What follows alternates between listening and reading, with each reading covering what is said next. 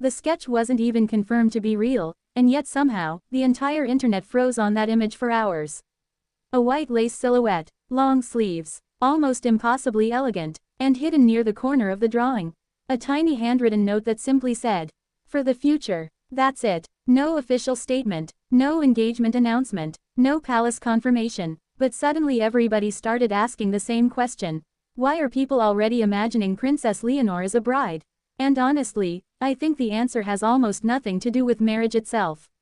It's about transformation. Because for the last 2 years, the world has watched Leonor dressed almost entirely in military uniforms, naval training gear, ceremonial discipline, structured duty.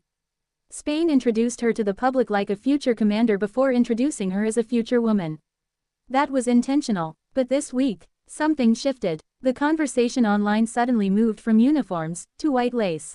And maybe that sounds superficial at first, but I actually think it reveals something deeper about how people see Leonor now.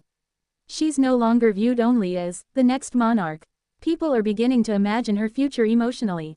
That changes everything, especially for a royal family trying to survive in 2026.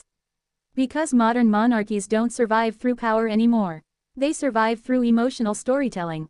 And Leonor may accidentally be becoming the strongest royal narrative in Europe right now. While Prince William and Kate Middleton continue presenting that polished, almost cinematic British royal image, Leonor's story feels younger. Less scripted, more like watching somebody grow up in real time under impossible pressure. And honestly, that's why audiences are emotionally investing in her. Not because they care about royal protocol, but because they recognize the human transition happening underneath it. From duty to identity. If you're new to Leonor's story, subscribe, I post every day. Now let me say something slightly controversial.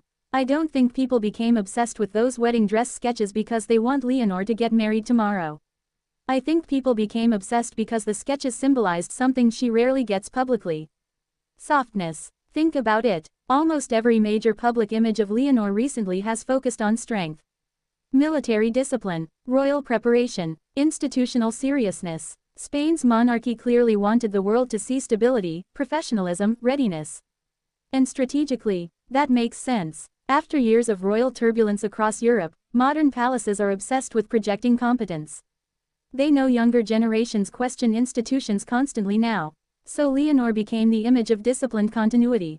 But then suddenly, white lace, romance, elegance, femininity, emotion, and the internet immediately reacted because people realized something strange. They had almost forgotten Leonor is still just a young woman figuring out life. That realization hit hard online. And honestly, I think the palace underestimated how emotionally powerful that contrast would become. Uniform to wedding dress, duty to possibility, soldier to future queen. That's not just fashion symbolism. That's narrative evolution. And here's where my hot take comes in. I think the fascination with Leonor's future wedding has less to do with romance and more to do with public reassurance. People want proof that her future contains happiness, not just responsibility. That's the hidden psychology behind all this. Because if we're being honest, Leonor's public image lately has carried a certain emotional heaviness. Everything feels historic around her. Formal, symbolic, intense. But wedding imagery changes the emotional atmosphere instantly. It introduces warmth, hope, fantasy, personal joy, and monarchies have always relied on that emotional balance to survive. There's a reason royal weddings still dominate global attention even in the TikTok era. People crave moments that feel larger than ordinary life.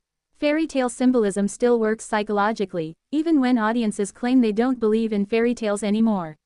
Look at what happened with Kate Middleton years ago. Her wedding dress wasn't just fashion, it became cultural mythology overnight. And honestly, I think people are subconsciously beginning to place Leonor into that same category now. Not because she's copying Kate. Actually the opposite. Leonor feels emotionally different. Kate entered royal life from outside the institution. Leonor was born trapped inside it. That changes the emotional energy completely.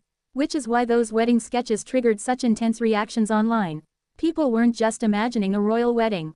They were imagining Leonor finally experiencing a moment entirely centered on her happiness instead of her duty. That's powerful, and maybe a little sad too. Because the deeper you look at modern royal life, the more you realize how little personal freedom actually exists inside it. Even hypothetical wedding discussions become political immediately. Who would she marry? Would Spain approve? Would the monarchy benefit? How would the media react? What symbolism would the dress carry? Which designer represents the right message? Imagine having your future love story analyzed like a national strategy meeting. That sounds exhausting. And honestly, watching this online conversation unfold this week, I kept thinking about something nobody says enough. The public doesn't just want Leonor to succeed as queen anymore. They want her to survive emotionally. That's different. That's why younger audiences connect to her more intensely than many royal analysts expected.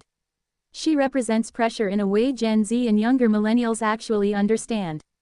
Constant observation, constant expectations, constant performance. The difference is Leonor experiences it globally. And ironically, those wedding sketches created a temporary emotional escape from all that pressure. For a moment, people stopped analyzing constitutional duty and started imagining personal happiness instead. That's why the images spread so fast. Now here's the interesting part nobody is really talking about. The sketches themselves were incredibly restrained. No giant dramatic fantasy. No over-the-top princess aesthetic. No excessive royal extravagance. And honestly, that restraint tells me everything. Because if those concepts genuinely reflect the direction Leonor's future image may take one day, then Spain's monarchy is moving towards something much smarter than people realize. Relatable elegance. Not untouchable luxury. Not old-world excess. Modern emotional royalty. And in 2026, that matters more than ever. Because audiences today punish anything that feels performative or disconnected from reality. Even wealthy celebrities now try to appear emotionally accessible online. Mr. Beast understands this perfectly. Massive visibility only works long-term when audiences feel emotionally included. Modern royalty is learning the same lesson. That's why Leonor's image strategy has been surprisingly effective lately. She doesn't look overly polished all the time. Sometimes she even looks slightly uncomfortable in public, and weirdly, that helps her.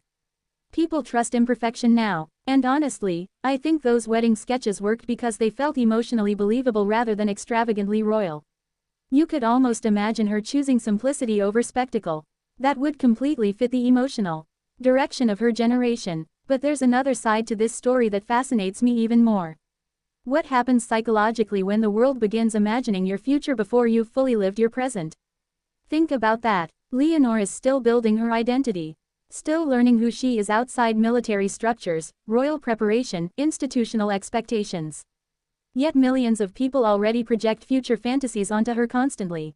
Future queen, future wife, future mother, future symbol. That's enormous emotional weight for somebody still so young. And honestly, I think that's why Leonor sometimes looks caught between two worlds lately. One part of her represents continuity and history. The other part still feels like somebody trying to understand herself privately before the world decides who she's supposed to become. That tension makes her fascinating to watch. Because unlike older royal generations trained to hide everything emotionally, Leonor occasionally lets tiny moments slip through. A glance, a hesitation, a nervous smile, a sudden seriousness when cameras move closer. Those human moments matter now more than royal perfection ever could. And maybe that's the biggest lesson from this entire conversation around wedding dress sketches. The monarchy's future isn't really about crowns anymore. It's about emotional connection. People no longer admire royals simply because tradition tells them to. They connect when they sense humanity underneath the symbolism. That's why Leonor's story keeps growing globally. She still feels emotionally unfinished. And audiences are addicted to unfinished stories. Now personally, I don't think Leonor is anywhere near marriage right now. Honestly, I think she's still discovering who she becomes once the uniform eventually comes off emotionally, not just physically. And that's a much more interesting story anyway. Because maybe the real transformation isn't from soldier to bride. Maybe it's from symbol to person. And if Leonor ever does walk into a royal wedding one day wearing white lace instead of military blue, I honestly think the moment won't resonate because of the dress itself. It'll resonate because millions of people will remember the years she spent carrying responsibility before she ever got the chance to carry something softer. And maybe that's why those sketches hit people emotionally this week. Not because they showed a future wedding, but because for one brief moment, they showed the future Queen of Spain looking less like an institution and more like a young woman imagining happiness.